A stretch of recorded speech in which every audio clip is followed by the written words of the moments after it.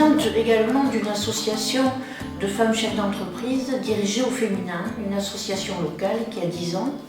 Nous sommes actuellement 72 femmes chefs d'entreprise du Pays Basque intérieur, de la côte.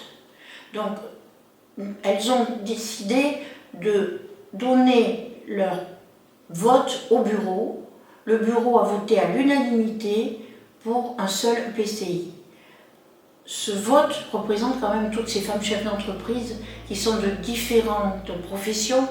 On a des agricultrices, on a des experts comptables, enfin, très très variés. Si cette grande agglomération fait dans un bon état d'esprit, on laisse de côté jalousie, je veux dire, on pense vraiment de manière libre au territoire, à l'aménagement, eh bien, je trouve que c'est une bonne chose, parce que d'abord on installe l'économie, on regarde à quel genre d'économie on veut, et là-dessus on peut reposer la ressource qui permet à la société de se développer, à la culture, aux jeunes de rester, et au pays de s'épanouir, de prospérer. Si on veut donner une image positive de ce territoire-là, il faut qu'elle soit pacifiste, qu'elle soit commune, et pas scindée, voilà, et pas divisée. Donc il faut prendre les compétences de chacun, ça s'appelle la mutualisation. Quand on fait de l'innovation, les gens qui attendent de l'innovation, ils veulent un produit tout de suite fini. Or, l'innovation, ce n'est pas un produit tout de suite fini. On part, on a un sujet qu'on développe et qu'on améliore au fur et à mesure. On n'a pas... Sinon, quand vous avez un produit fini, c'est pas de l'innovation. Hein? L'innovation, c'est je prépare et je fais ça. Et le PCI, c'est ça.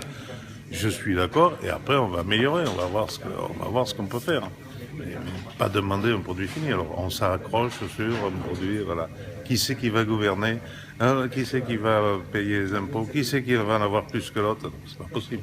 Julie Zittel, présidente de la Jeune Chambre économique du Pays Basque. Pourquoi nous sommes favorables à l'Interco? Pour la pertinence géographique, culturelle et historique de la nouvelle intercommunalité. En effet, avec environ plus de 300 000 habitants, l'Interco sera en mesure de négocier avec la région des délégations compétentes dans le domaine de développement économique.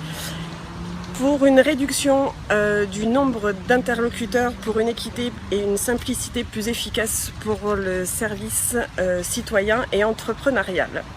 Et enfin, elle offrira une identité officielle et une reconnaissance tant attendue par les Basques, et bien sûr tout ça pacifiquement. Plus on réunit de compétences, mieux on réfléchit, mieux on développe, etc. Je reviens toujours à mon exemple sous le terre. Bien évidemment, la Soule, c'est petit, c'est 12 000 habitants, 14 000 habitants. On n'a pas les moyens de se développer comme à l'échelle de 300 000 habitants.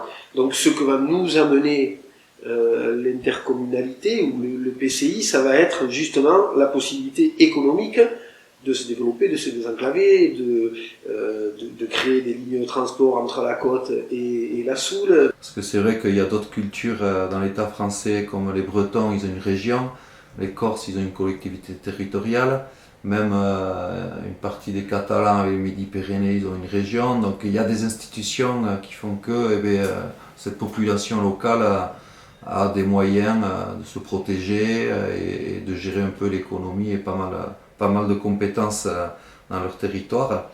Et donc c'est vrai que je trouve important que l'identité basque, notre être, soit reconnue par l'État français et qu'on puisse s'exprimer tous unis pour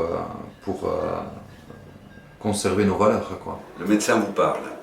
Je suis pour le PCI Pays Basque, d'abord parce que je n'ai strictement aucune allergie au mot Pays Basque, justement, au mot basque. Ça ne me déclenche aucune démangeaison, aucun œdème, aucun érythème, aucune rougeur.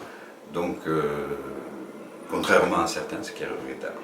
Et puis, je n'ai pas de névrose d'angoisse à l'idée de perdre un petit peu de mon petit pouvoir. Pour la culture, il me semble un peu tout ce qu'on a dit, cette question d'avoir une politique culturelle évidente qui serait ambitieuse du coup, parce qu'elle pourrait l'être. Je pense aussi, on l'a peut-être pas évoqué, mais le cinéma aussi, avoir pour les diffusions de films basques, c'est très très compliqué aujourd'hui de diffuser sur le territoire français des films qui sont produits à Negoaldé Et c'est quand même étrange. Alors je sais que ça se fait quand même, mais il faut ficeler, il faut travailler et tout ça. Bon, pour la culture, ça me semble évident qu'il y ait cette proposition culturelle cohérente en fait, et que pour les subventions, on sache à qui demander. Ni à la ville, ni à la région, ça va être perdu si c'est à la région. Ça va être un Pays basque pas du tout visible, pas du tout perdu. Bon, alors, mais après, en tant que citoyenne aussi, moi je pensais au transport. Ça me semble, et puis la transition écologique qui va avec aussi la question du transport, ça me semble aussi évident. Alors, le transport, on est dans un territoire où même on en a tous l'expérience, même si on n'est pas très loin du centre urbain, nos enfants, quand ils ont l'âge d'aller au collège ou au lycée, se lèvent 1h30 avant l'heure du collège ou du lycée, voire 2 heures avant, pour pouvoir prendre le moindre bus. Pour une économie forte, il faut une triptyque, c'est-à-dire il faut du logement, il faut des transports et aussi il faut de l'emploi. Demain, nos enfants, malheureusement, avec les salaires qui se pratiquent dans les régions, seront dans l'impossibilité de pouvoir se loger dans le parc privé. Donc ils seront obligés de se loger, et s'ils ont la chance de pouvoir se loger, dans du logement social.